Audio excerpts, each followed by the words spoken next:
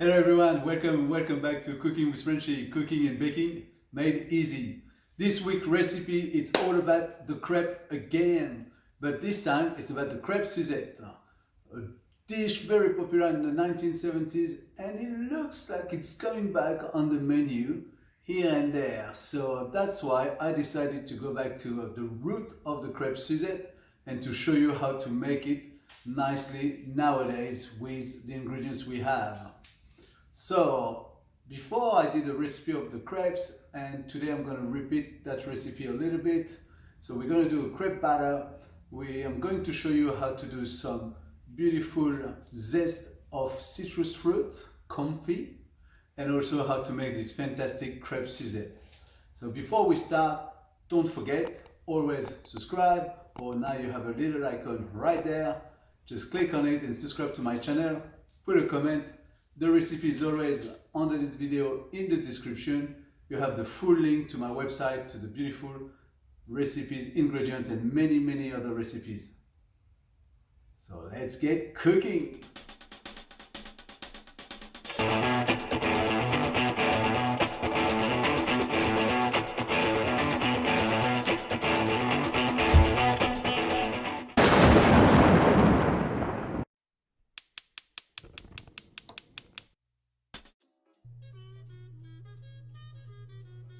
Here we are for the crepe Suzette. First things we need to do is the crepe batter. Therefore, grab a sieve and sieve your flour in a large bowl.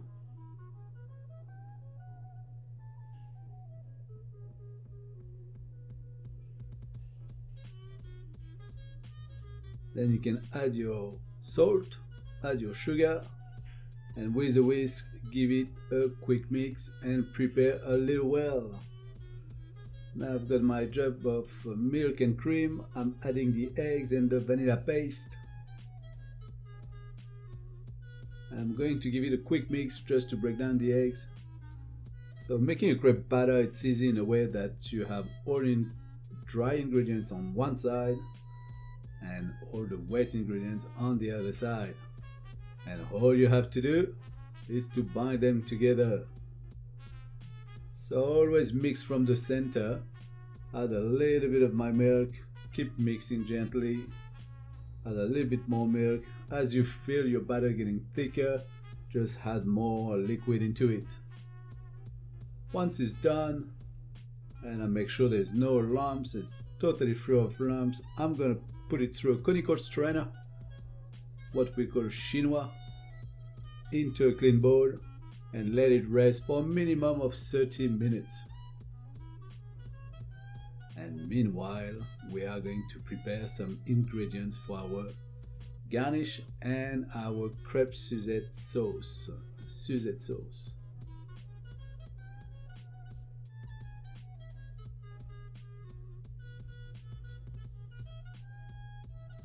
Cover with plastic wrap and let it rest on the bench. So for my sauce and my garnish, I will need a bit of softened butter, so keep it on the bench, a little bit of sugar, saucepan with water. I'm peeling the orange. I'm trying to peel the orange with not much white skin on it to avoid them to get too bitter. So here I'm going to do a julienne. It's what we call a precision cut. You could go faster or you could use a zester. I prefer peeling it with a peeler like that. There's not much white skin on it, you can see. And also we can have nice zest for the presentation and our garnish later, as we are going to confit the zest. You can always follow me on Cooking with Frenchy on Facebook and also on Instagram.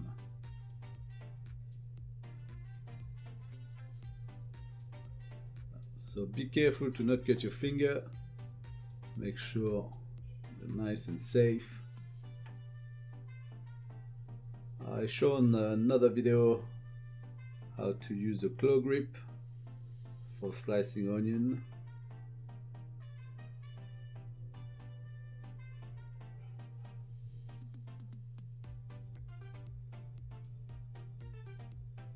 So once I've done with all my zest, I'm going to blanch them. So I will put them in the saucepan with the water and bring them to a boil. A nice cut. So everything goes into the saucepan. I will blanch them, bring it to a boil, strain it, and cool them down on the cold water and keep them in the bowl.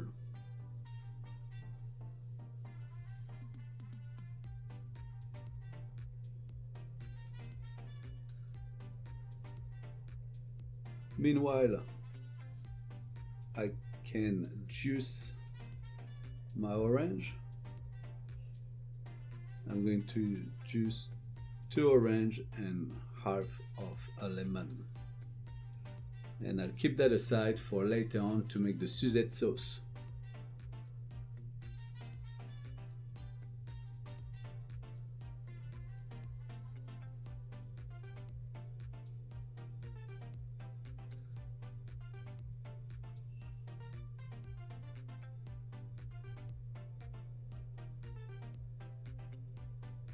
So I checked my zest, they've been boiling. I strain them, place them quickly on the cold water to stop the cooking process and reserve them in a clean bowl. Discard the orange, you don't need that anymore. And the same saucepan, I'm adding 50 grams of water and 50 grams of sugar. I'm going to put half of my zest into the saucepan, bring it to a boil and slowly simmer until they become comfy. So most of you know the comfy for the duck or the meat. You can do fish as well, comfy, but the fruit too, and zest comfy. They are very, very nice as a garnish. They're sweet, all the bitterness is gone. It's beautiful little garnish. The other half of my julienne, I'm just dicing them. You can call it a little brunoise. And I'm going to create a citrus butter, also called compound butter. When you mix butter with different ingredients like garlic and herbs, or with garlic, herbs and a little bit of Pernod, you have a bear maître d'hôtel. Persilla, just beurre and parsley. Cold butter, we can do. So you mix to the consistency of a cream, so your butter needs to be soft, ready to be able to do that. And we're going to keep it for later on, also for the sauce. Nice, nice, nice, nice. So this is simmering gently and very a little comfy. You will see they become translucent, and it takes about 5 minutes really.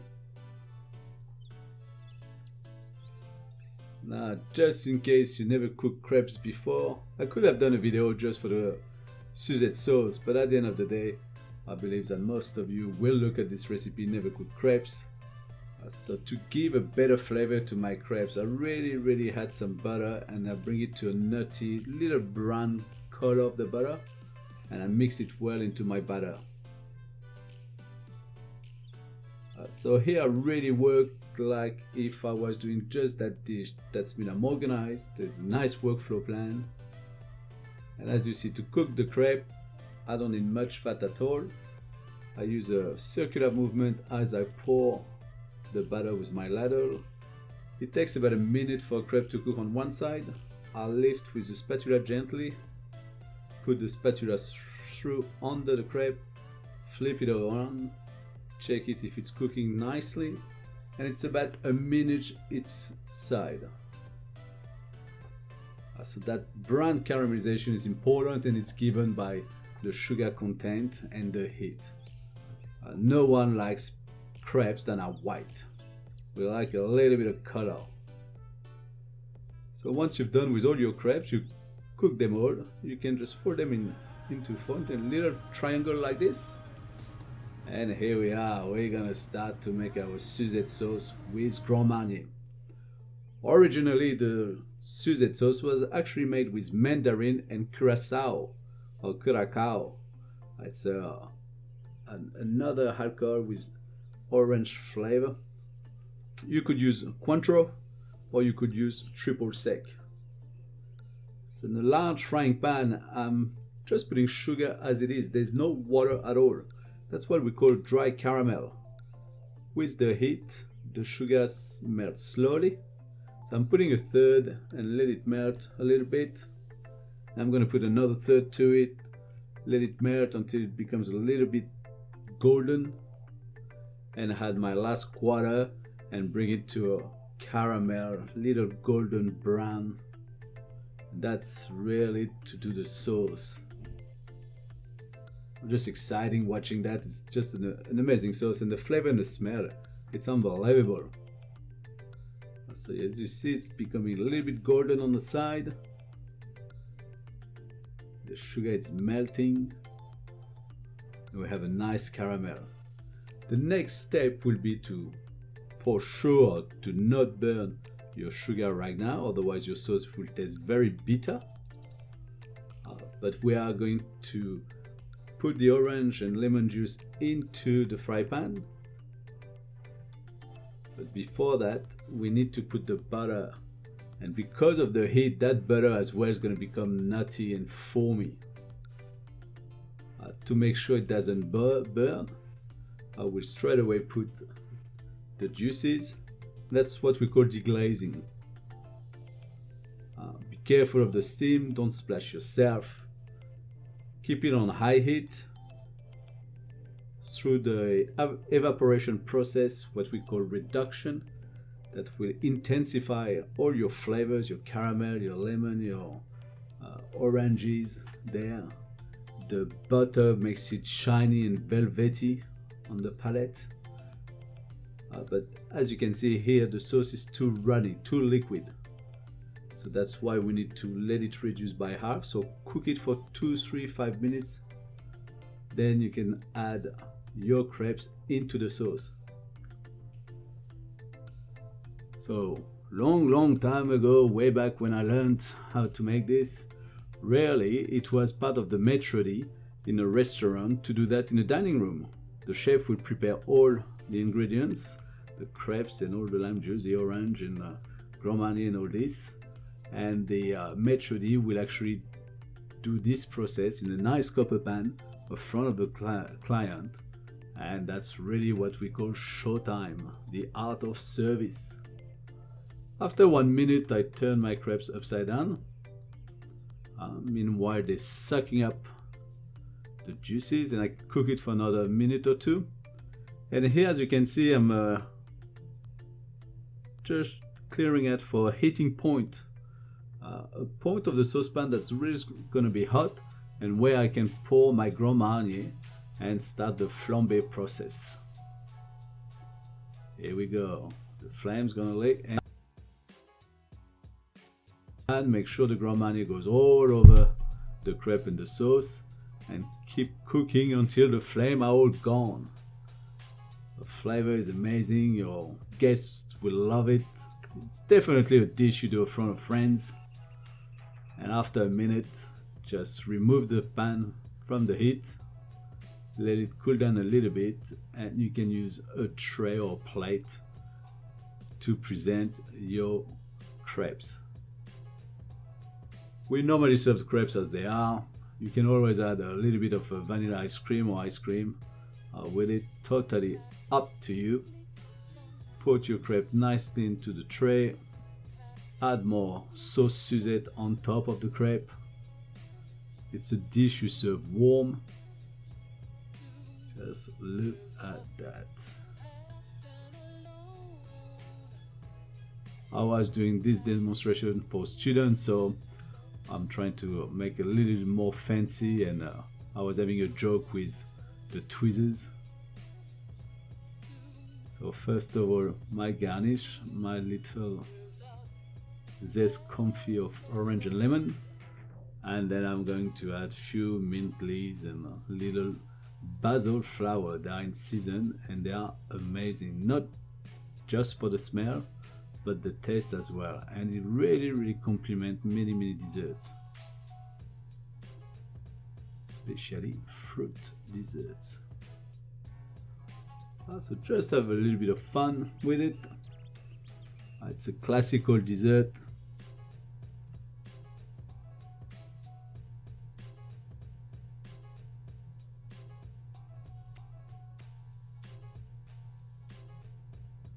I hope you try to reproduce this and have fun with it.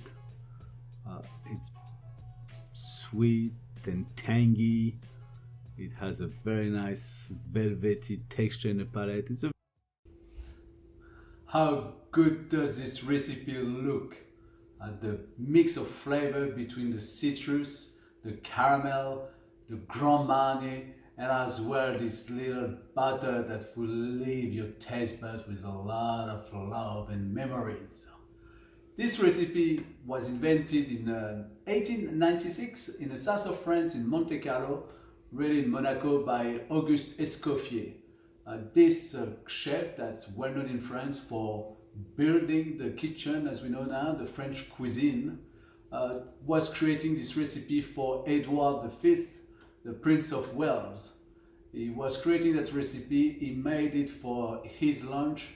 Edward was there with a beautiful lady called Suzanne, and the chef Auguste said, "Oh, I will dedicate this recipe to you, Sir Edward."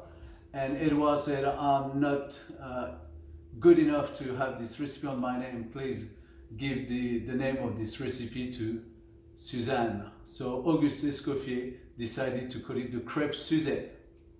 How nice is that? Like it was Crepes Suzette and not Crepes Edward. There would be a different meaning and not as much love into it. So that's for the legend.